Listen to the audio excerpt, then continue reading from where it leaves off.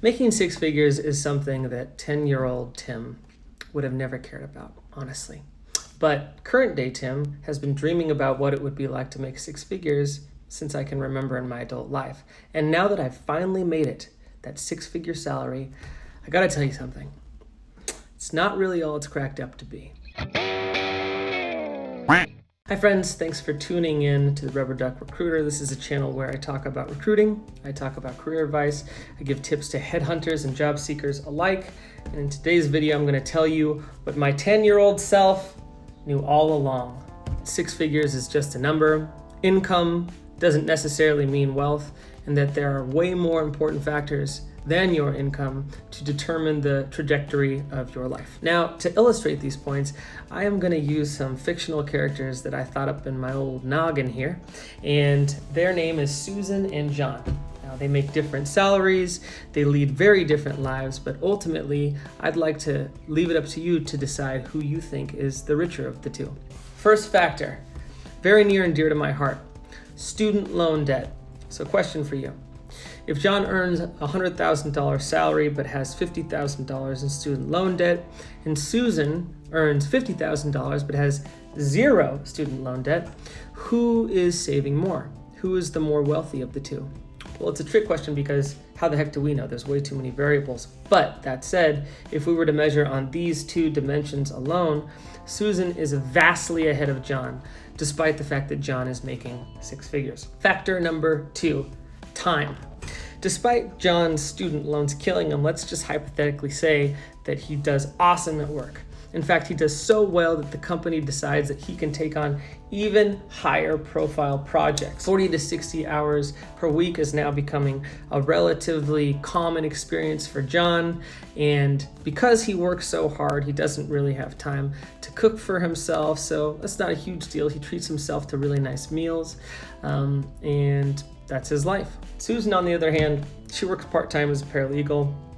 She also sells some, oil painting artwork on the side. She also makes it a priority to cook her own meals every single night, which is a little bit of savings there, and she makes sure to read in the evening. In fact, this year, Susan has read over 17 books, 4 of them by the author Haruki Murakami. Factor number 3, location. Now, John, he's got this beautiful apartment in New York City, just outside of Manhattan. And each day he rides the dirty subway into downtown New York, rubbing shoulders with people from all walks of life. Now, John pays roughly $2,945 for his one-bedroom apartment, which is New York's average. That adds up to roughly $35,000 a year that John is paying in rent. Now, Susan, on the other hand, she lives in Orlando, Florida. She lives in a one-bedroom. She drives to work. It's roughly a 14-minute commute. She pays $1,060 for her apartment, which is Orlando, Florida's average. This adds up to roughly $15,000 a year for Susan. Now let's look at factor number 4, taxes.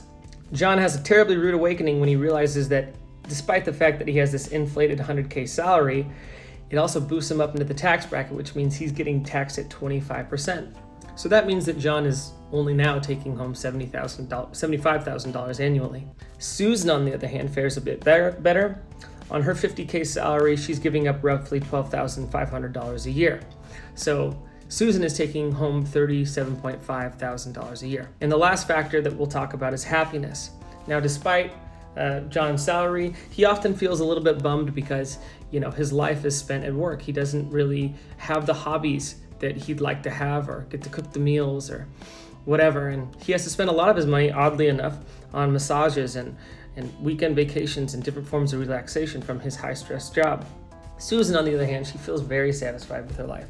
She knows that time is something that you can never get back, and that the best things in life come from an enjoyable process rather than some sought-after outcome. I'm not saying that neither John nor Susan are living the right life. They just have different values. But when looking at all these different factors, it becomes clear that a six-figure salary, the myth of the six-figure salary, it's not as cut and dry or as awesome as people think. There's sacrifices inherent. So at the very least, it's important to make sure that you define what richness means to you.